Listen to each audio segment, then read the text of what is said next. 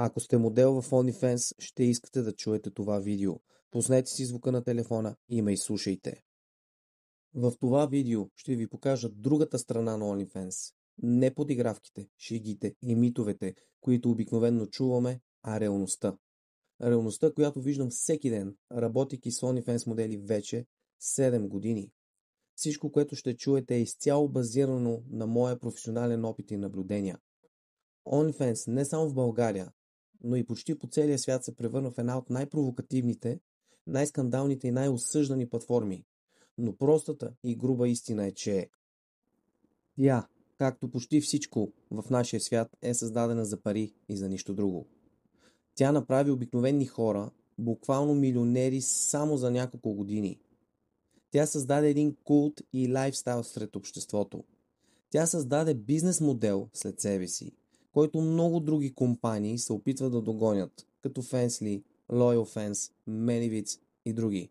Но OnlyFans е на първо място не само по популярност, но и по брой потребители. Неуките и ограничени хора и тези, които не разбират бранша, обвиняват жените им се подиграват, че използват платформата за да изкарват пари. Но забравят едно огромно нещо.